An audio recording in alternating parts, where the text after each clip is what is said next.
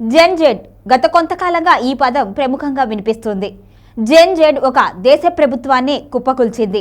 Gen Z అంటే 1990 నుంచి 2010 మధ్య జన్మించిన వారిని ఇంగ్లీష్లో జనరేషన్ జెడ్ గా చెప్తారు. వీరినే జెన్జెడ్ గా పిలుస్తారు. ఇంటర్నెట్ ప్రభావం బాగా పెరిగిన సమయంలో ఈ తరం పుట్టింది. వీరు సోషల్ మీడియాలో చాలా యాక్టివ్గా ఉంటున్నారు.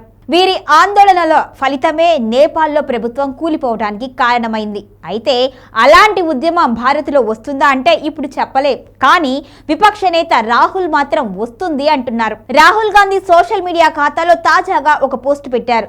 దేశంలోని యువత, విద్యార్థులు జెన్జెడ్ ఉద్యమం ద్వారా రాజ్యాంగాన్ని కాపాడుతారు అని భావిస్తున్నాను. వారు ఖచ్చితంగా ప్రజాస్వామ్యాన్ని రక్షిస్తారు. ఓటు చోరీని వారే అడ్డుకుంటారు. వారికి నా మద్దతు ఉంటుంది.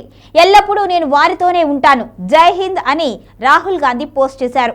భారత్లో ఓటు చోరీని అడ్డుకొని ప్రజాస్వామ్యాన్ని కాపాడేది జెన్జెడ్ యువతే అని రాహుల్ గాంధీ చేసిన ట్వీట్ హాట్ టాపిక్ గా మారింది. ఓటు చోరీపై రాహుల్ గాంధీ గత కొంతకాలంగా పోరాటం చేస్తున్నారు. ప్రధాన ఎన్నికల అధికారిని, ఎన్నికల సంఘాన్ని కూడా విమర్శిస్తున్నారు. అధికారంలో ఉన్న భారతీయ జనతా పార్టీ రాహుల్ గాంధీ రాజ్యాంగ సంస్థలపై చేస్తున్న ఆరోపణలు భారత ప్రజాస్వామ్యంపై ఆయనకు, కాంగ్రెస్ కు నమ్మకం లేదు అని చూపిస్తున్నాయని, చొరబాటుదారులను రక్షించే రాజకీయాలు చేస్తున్నారు అని అంటోంది.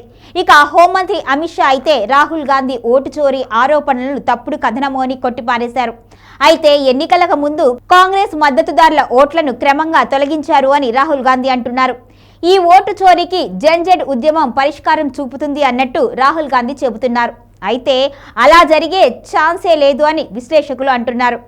మన ఆసియాలోని ఇతర దేశాలతో పోలిస్తే మన దేశ ప్రజాస్వామ్య వ్యవస్థ బలంగా ఉంది. అంతేకాదు ఈ తరం మోదీ పట్ల నమ్మకం ఉంచుతున్నారు. కాంగ్రెస్ ఆరోపణలకు స్పందన నామమాత్రంగానే ఉంది. ఇక ముఖ్యంగా రాహుల్ బీహార్ ఎన్నికల ముందు చేస్తున్న ఆరోపణలు రాజకీయ అవకాశవాదంగా కొందరు భావిస్తున్నారు. అలా అని రాహుల్ గాంధీకి అసలు మద్దతు లేదు అని చెప్పలేము. కొన్ని వర్గాలు రాహుల్ గాంధీని నమ్ముతున్నాయి. అయితే అది ప్రజా ఉద్యమాన్ని బలంగా నిర్వహించే స్థాయిలో లేవు అని అంటున్నారు. మొత్తంగా ప్రస్తుతానికి దేశంలో జెన్జెడ్ ఉద్యమానికి ఛాన్స్ లేదు అని అంటున్నారు. మరి రాహుల్ వ్యాఖ్యలు ఏ మేరకు నిజమవుతాయో చూడాలి.